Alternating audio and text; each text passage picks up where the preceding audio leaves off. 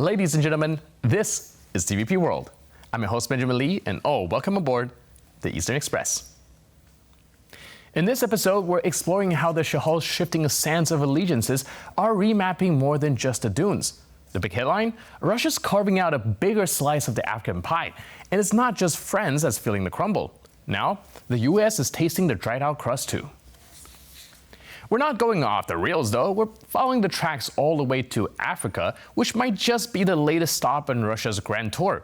So get your tickets, because we're in for a long ride. And let's take a look at our latest report to find out more. Russia's strategic expansion in Africa has become a significant concern not only to France, but also for the United States.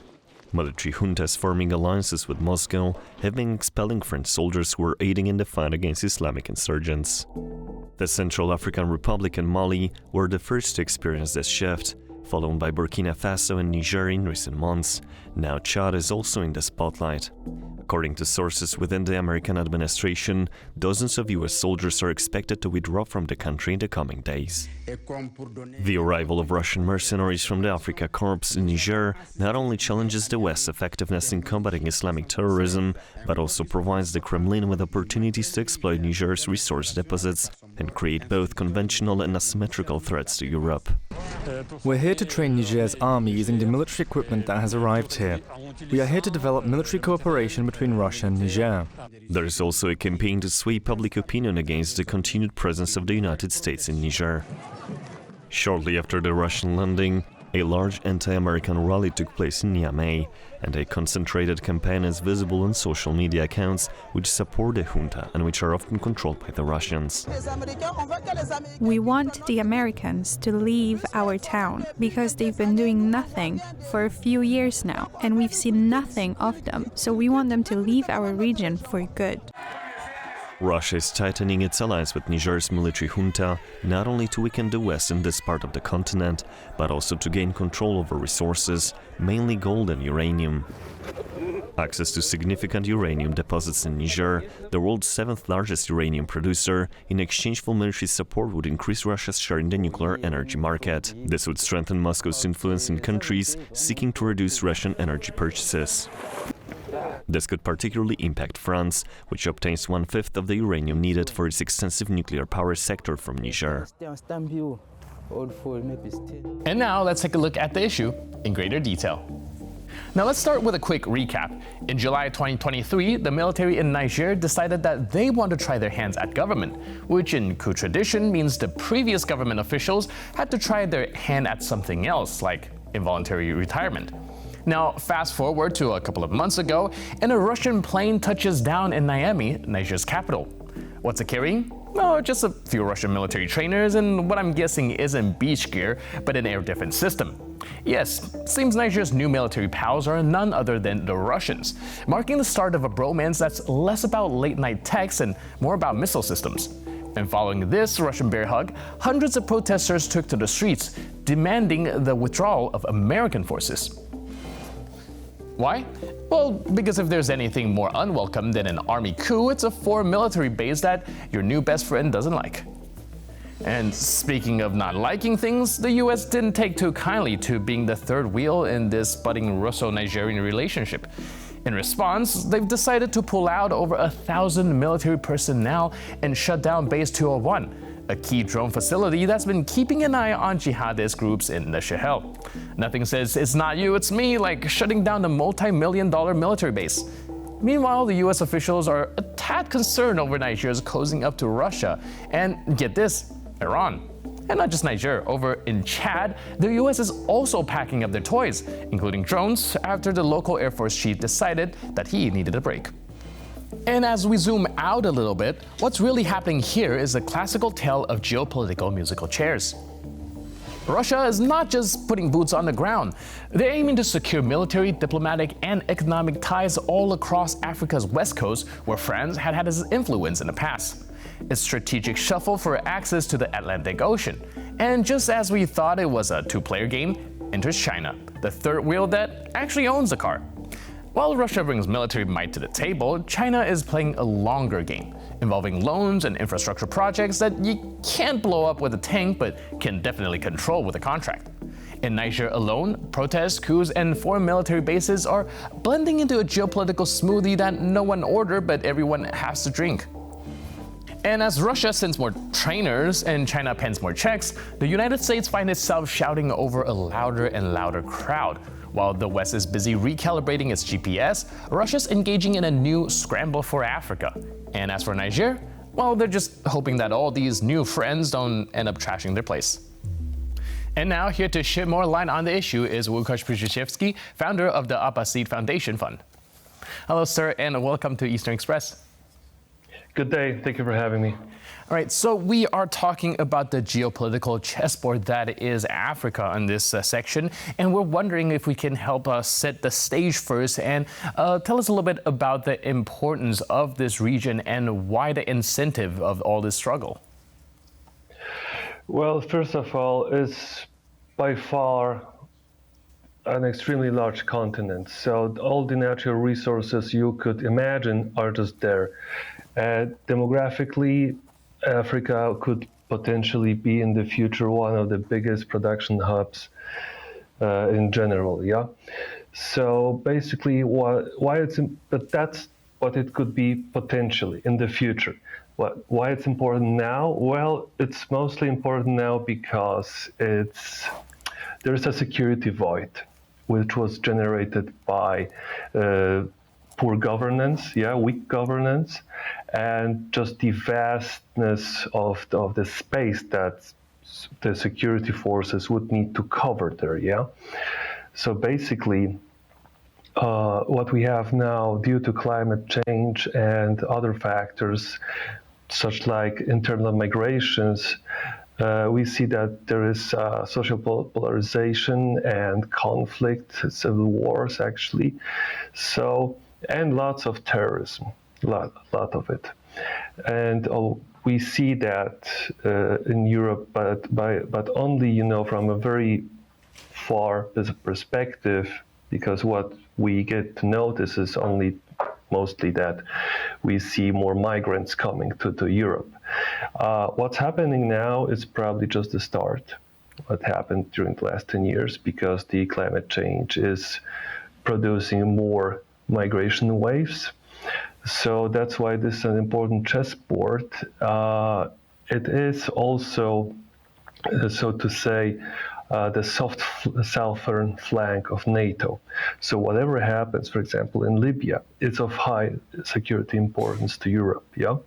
Whatever happens in Chad or Niger is also extremely important because, for example, Niger could potentially deliver uranium to Iran, or as we see, Russia is using its Africa Corps to expand its influence along with propaganda into Africa, and thanks to that they get access to artisan mining, especially gold, also diamonds, oil, and other resources. For example, if Russia wouldn't have such influence in Guinea, then they would not have aluminium for their planes, for example. So that's also how Russia will now use its presence, its security forces, Africa Corps, to fuel its war over Ukraine. Right. And speaking of security forces, you did mention the security void that is taking place in Africa. And we've recently seen a lot of these countries having coups and attempts at overthrowing the government, some very successfully, some not so much. But we do see a general theme of the African countries pushing out the Western nations in favor of Russian influence. Can you help us understand, dissect why that is? Well, first of all, the main reason is that it's not only them ousting us, it's France, US, etc. It's also that we ourselves do not want to be in that place at this particular moment, because what would most likely happen would be a bloodshed, a very long one too, because the government see that, okay, they have increasing terrorism activity, they have, increasing risk of internal conflict, armed conflict, so a civil war, and there would be so many people killed, and they are even now. But it will escalate in the near future. So that's also not a place for us to be at this moment, because we are unable to stop this, and moreover, it's not just now terrorism. I mean, in our point of view, it's more like uprisings, mass uprisings. So this would, if we would stay, this would mean that French troops and US troops would participate in genocide. We don't want to take part in genocide. But as we see, local governments most likely have no choice very often, and the only party which doesn't mind and will secure the mines, will secure all other assets that the local ruling classes have, is Africa Corps, Russians. So they don't care, because what they are attempting is a low-risk, high-reward strategy. So a very small footprint is allowing them to get huge gains, Can you help us understand that a little bit? Because you did mention that the Western country kind of pulled out because the risk is not worth the bloodshed, and of course the reward is not worth all the bloodshed, violence, potential of terrorism. And however, the Russians are coming in to fill that void. Wouldn't they also inherit these type of risk and terrorism activities to them if they come in? How would it be that the Russians don't have that level of risk that the Western countries would? Because why they wouldn't have? Because they will not engage as actively in fighting terrorism as we would. Because from the Russian perspective, the more terrorists are active in such countries, the better, because the migration waves would go north. So that's again a way of softening Europe.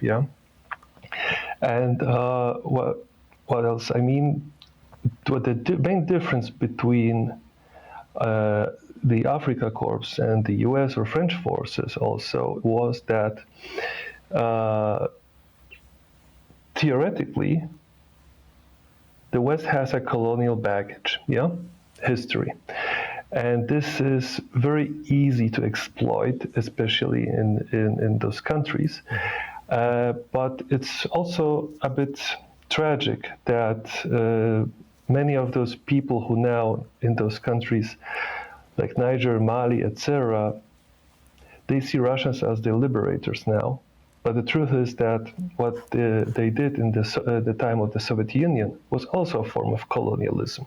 That's why they are now seen in a positive light, because the Soviet Union invested a lot more into Africa than it gained. Now Putin is just is now benefiting from that, because with a very small footprint, as I said, they can get huge gains. And when it comes to baggage, like you mentioned earlier, what about the Wagner Group's presence in countries like Niger? Weren't they also a very big part of kind of influencing the locals? And a lot of people actually said that the ISIS attack on the Krokus City Hall might be an extension of Russia's influence in Africa, where they have a pushback. When it comes to ISIS, or just the Islamic State, actually, Russia is generally a target, regardless of where it would be involved, because of its global footprint too. It's involved in many places in the world, especially here for the Islamic State. Syria is a big deal, because without Russian Air Force and other assets, most likely Bashar Assad's regime would fall. But what Wagner Group did was that they, since 2019, became active in Libya, because they wanted to support General Haftar. And they helped him to secure all the oil wells, etc.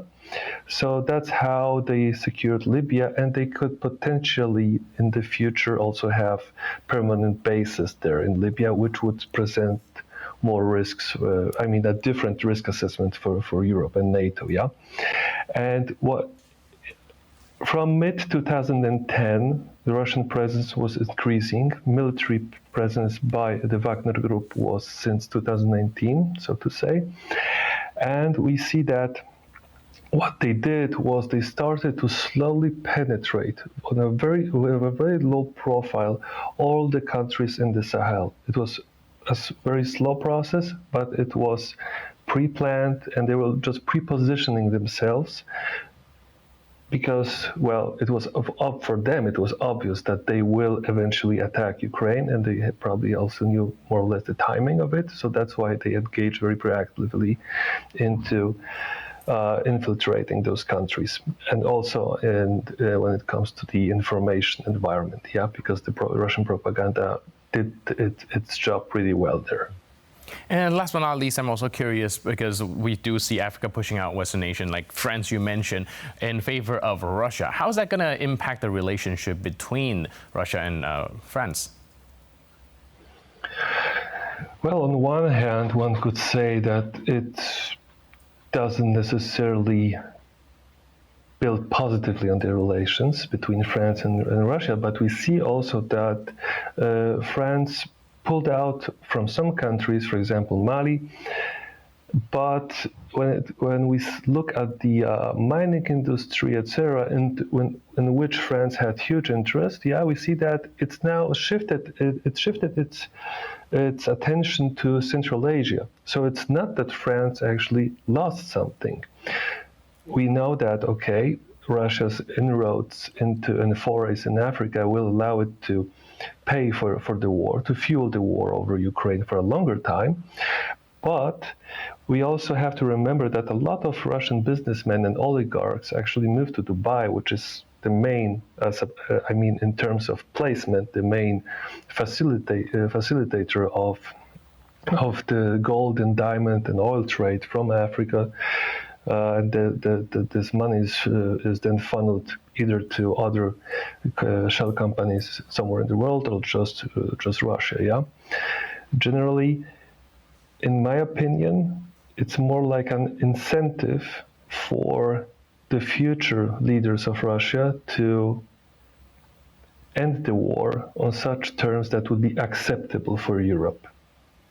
All right. Thank you so much for your input and insight. Really appreciate it. And thanks again for being with us on Eastern Express. Thank you.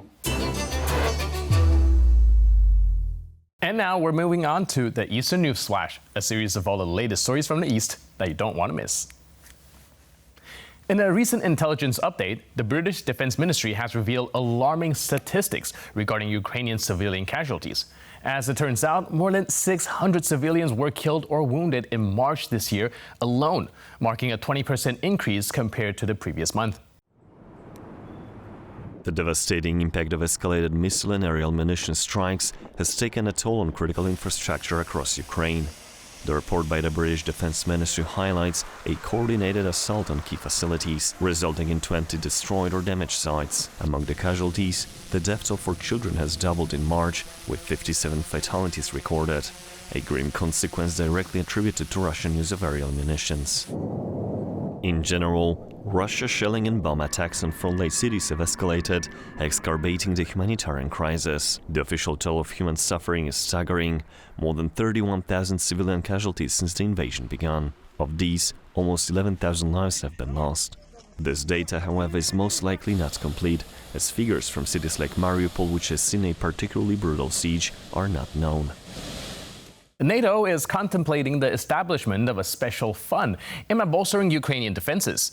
The proposed fund amounts to 100 billion euros, is intended to support Ukraine over the span of 5 years. NATO Secretary General Jens Stoltenberg made an unannounced visit to Kiev, where he met with President Zelensky. This visit marks Stoltenberg's third trip to Ukraine since the onset of the full-scale Russian invasion, signaling continued NATO support for the country amidst its ongoing conflict. During a press briefing, it was announced that NATO was contemplating ramping up its financial aid to Ukraine. The concept of the fund was first hinted in early March. Discussions among NATO allies have also included the potential assumption of control over the Rammstein group, which has been instrumental in coordinating support for Ukraine. President Zelensky highlighted the necessity of ensuring that the fund's establishment does not detract from the bilateral volume specified in existing security guarantees agreements.